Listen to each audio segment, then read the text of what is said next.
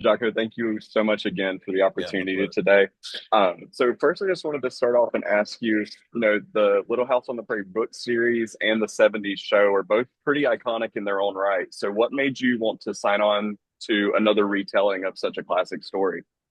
Well, first of all, the first show was interesting because I remember watching it growing up, and I thought it was a very good and a feel good show.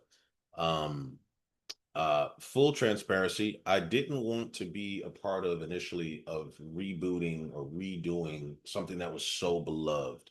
So I was pleasantly surprised when I read the script and saw that this was not that. This is not a retelling of the first show. This is its own thing, and this is based on the books that Laura Ingalls Wilder wrote. So that was exciting to discover that. And through the process of auditioning, discovering that it was based on a true story, discovering that Dr. George Tann was a real life Black doctor in the 1800s who was friends and neighbors with the Ingalls family, who saved the Ingalls lives when they all got malaria, who delivered baby Caroline. So just to find out that this was a true story and gosh, that people already love the characters. And Dr. George Tann is in the books. It means a lot to me, and I'm very excited. I was thrilled to jump at the opportunity. Yeah, and I was honestly really struck too because I had grown up watching the show, but I honestly hadn't read the books up Yeah. until now. And so this was my introduction to the real life figure of Dr. Tan. And it really struck me, having a black physician in the 1860s could not have been super common. And that really left an impression on me. Clearly, it left an impression on Laura since she included him in the book, and he was such an integral part of their lives. Did his importance weigh on you during that shoot? Yes, absolutely. I mean, just the fact that he was a real person, and the fact that um, his family undoubtedly is still out there. I wanted to do it justice, but how I approach doing a role, and I feel like this is my first time playing a, a real historical figure.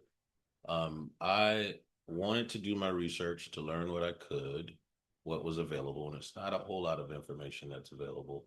But then from there, I get on set and I let it all go and let it fall into the subconscious, so as to not worry or stress or be, filled with pressure while doing it. So it was an interesting first time for me stepping into these shoes and really enjoyed the experience thus far. Yeah, absolutely. How do you like I love you saying like letting it all go. Whenever you are on set, like you said, this is just maybe your first time playing a real life figure. How do you balance that weight of researching, doing a real life person justice, but also like you're not doing an imitation and with him being such an older figure, we don't know exactly what he was like. So how do you balance the research with also making this character your own and doing it justice in the context of the show? I think the research part of it for me is just it's more than anything, it's fun. And learning that he owned several properties and that he came from Philadelphia and he left the city because he felt after the war that the city life felt too small, that he had a wife perhaps that he left behind. All of these things that you discover just make it so much more fun when you're building the character. Yeah, again, once I get on the set and I focus on Christian more than anything. After I have the backdrop of all of those character traits, I like to focus on the scene and what the objective of the scene is.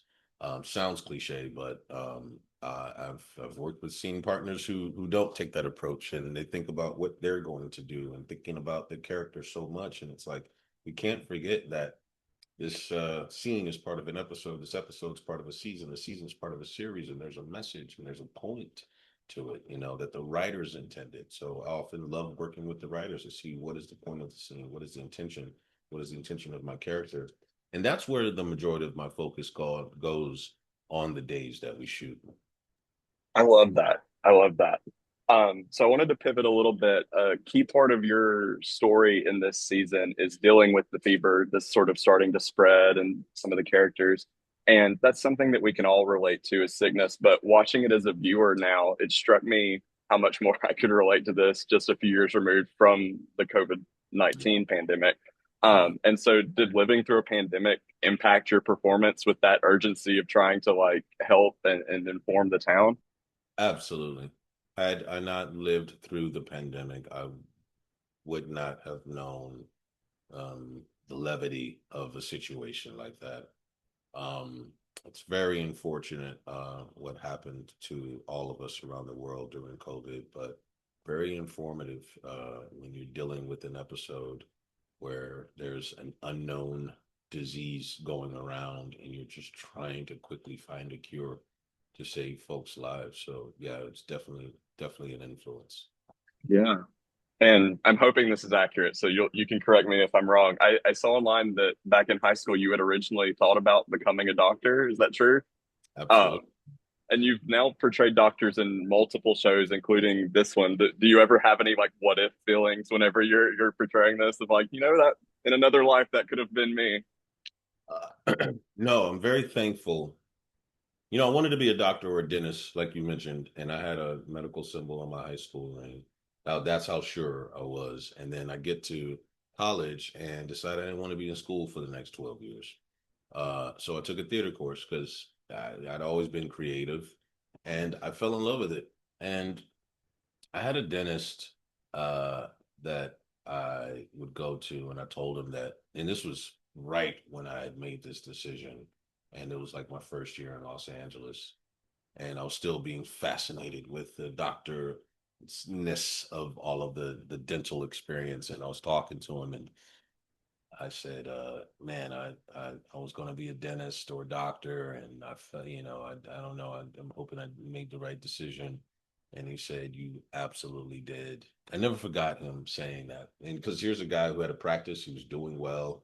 But he said, if I had a chance to do it all over again, I would pursue something creative. And of course, not every doctor feels that way, and not every dentist is going to feel that way.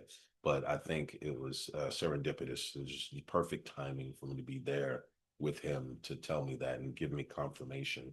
So I've never had any regret or feeling or what ifs because I've had an exciting career in life thus far. It's been great, and we're just getting started.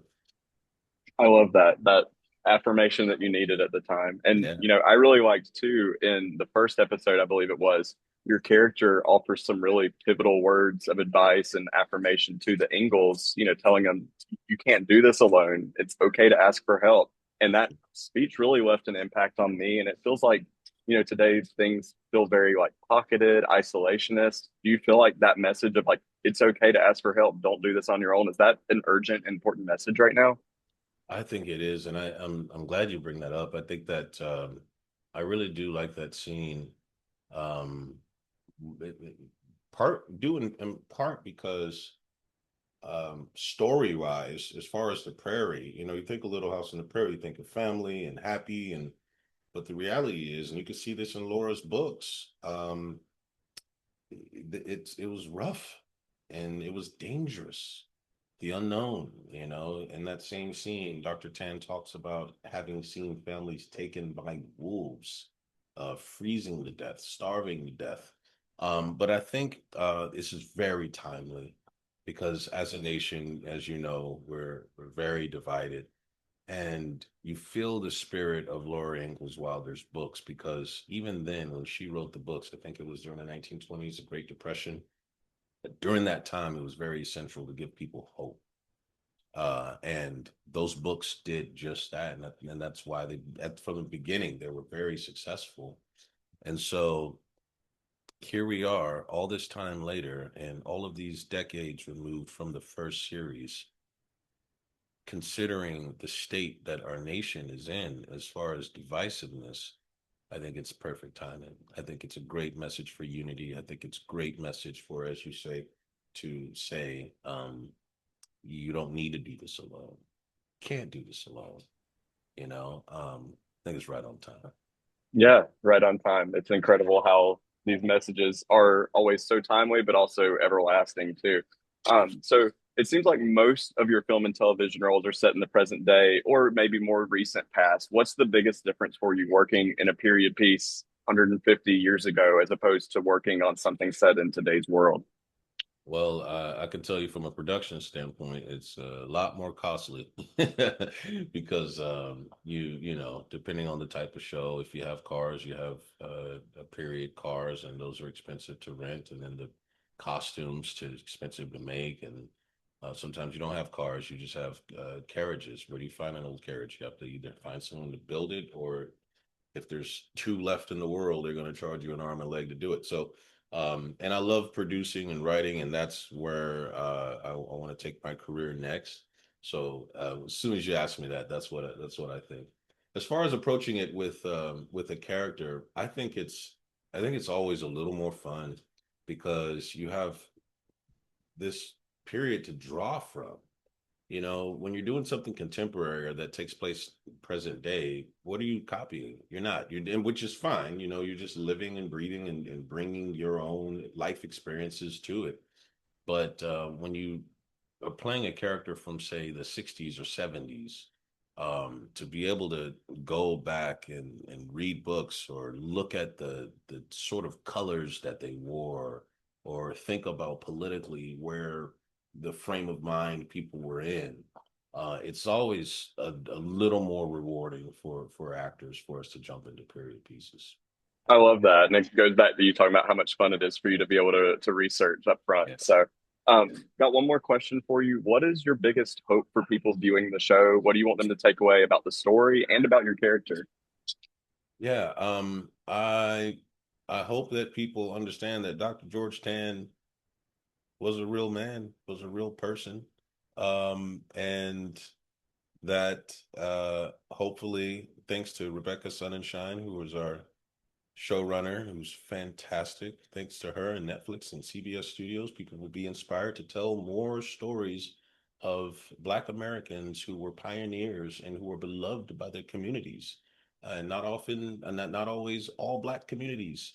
You know, Dr. George Tann was loved by the Osage, you know, and other indigenous peoples. And he's if had it not been for him, there would be no Little House on the Prairie because he saved the lives of the woman who wrote the books and told us this amazing story. Outside of that, I hope that people gather around their televisions and binge repeatedly this story because it's really a great show to watch with your family. I've seen all the episodes and it just feels so darn good, you know. So I hope this is an opportunity because we're all on our phones, right, all the time. I'm the biggest culprit of that, and this is an opportunity to put your phones down, unless you want to watch the show, the app. I mean, on the Netflix app on your phone, that's fine. But gather around with your folks, man, and enjoy yourselves. No, absolutely. And I've already been able to watch the show. It's a wonderful season. I'm excited, hopefully, to rewatch with my wife too, and maybe some more seasons after that. We'll Yeah, see. absolutely. Definitely season two has already been picked up. That's Yeah. great to hear. Before that happened months ago, before season nobody's seen season one. So that was a testament to the job that we did as far as Netflix and CBS. They really loved it. That's got to be I'm so excited for encouraging. the world to see. Yeah, absolutely. Yeah. Wow, that's awesome. I really appreciate your time. This meant Thank meant a you. lot being able to connect.